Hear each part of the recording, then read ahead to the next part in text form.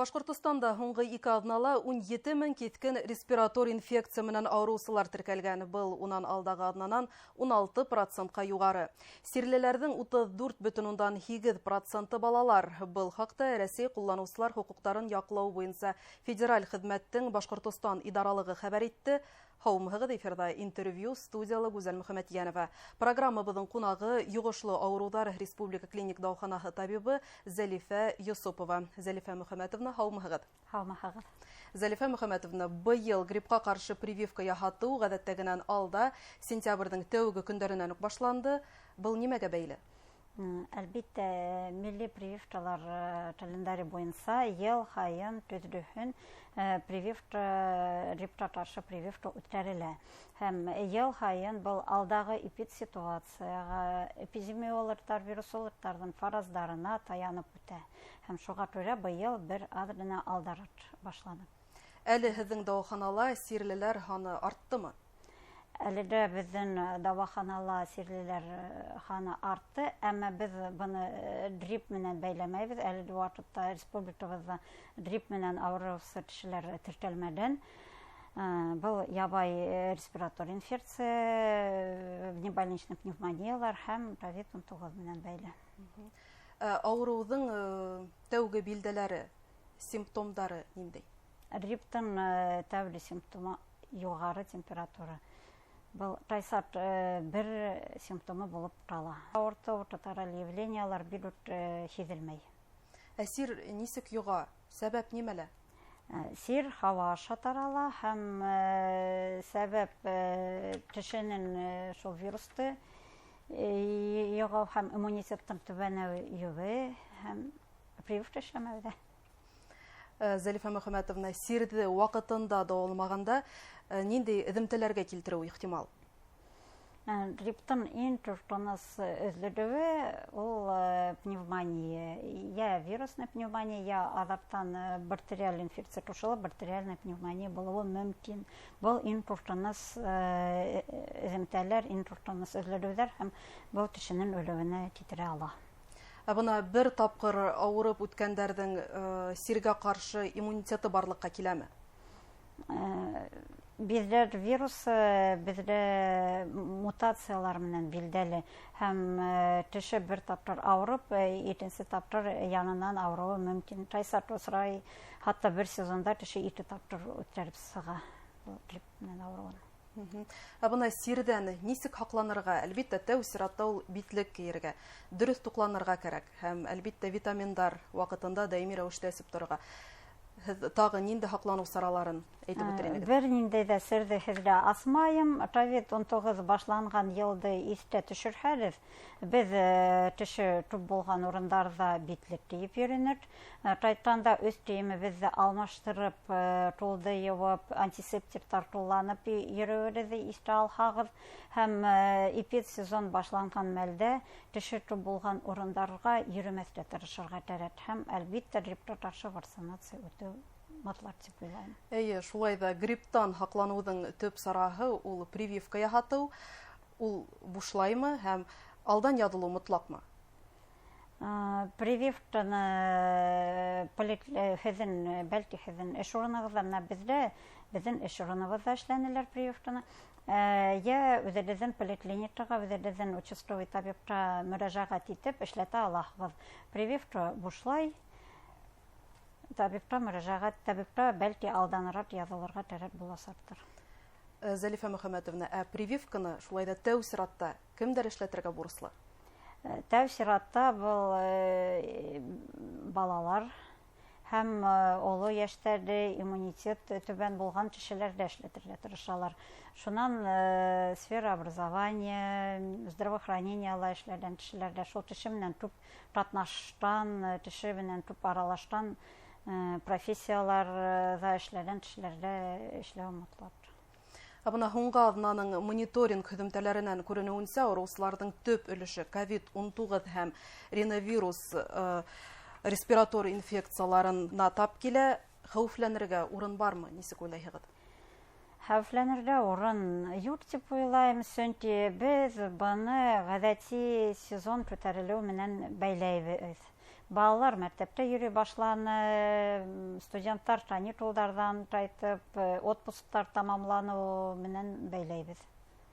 Бына минең гаиләмдә прививка яһату ул мотлак сара. Бына күп ата-әсәләр балаларына прививка яһатудан баш тарта, улар курка, шикләнә. Был яһәттән ата-әсәләр менән нинди аңлату эшләре алып барыла? Һез уларга нимә дип әйтер инегез? Күп ата-әсәләр баш тарта дип әйтмәс инем, чөнки минең тәҗрибәдә тупланып, мин күрәм, кешеләр прививка эшләтә, балаларның сертификат прививкаһына тикшереп карап баралар. Һәм бу антипрививочниктан кешеләр бик кирәк осрай. Әмма уларга әйтер инем, безнең милли прививкалар календарына иң мөһим, иң һаулыкка хәүф китердән авырулар кертелгән һәм ул прививкадан курыккансы авырулардан курку кирәк. Прививка яһатыр алдынан нинди мотлак саралар үтәргә кирәк? Әлбиттә, үзебезнең терапевтка мөрәҗәгать итеп, терапевт осмотрын үтү мотлак. Әгәр дә һез авырып йөрисегез, яки һезнең температура, яки әле генә авырып янысы языла башлаганыгыз икән, прививкага медотвод бирелә, 1 ай прививка эшләтергә ярамай. Шулай да бына прививка яһату ул үзеңнең һаулыгыңды гына кайгырту дигәнде аңлатмай, шулай ук якындарыңдың, тугандарыңдың һаулыгын да кайгырту, чөнки улар арасында хроник сирдәр менән авырусылар яки шәкәр диабетынан яфаланучылар да булуы мөмкин һәм һин үзең авырып китеп, уларны ла зур хәүф астына куюың ихтимал. Шулай бит?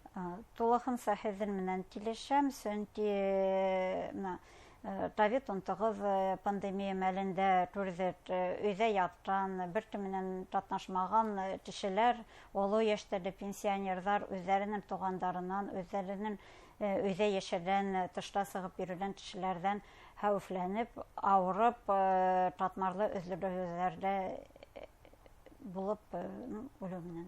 Әлеге вакытта вакцинациялы халык әүдем катнашамы? Әлбиттә, вакцинацияларга халык әүдем катнаша. Быел сыскан бидгәге статистикаһы турында әйтеп үтһәгез инде.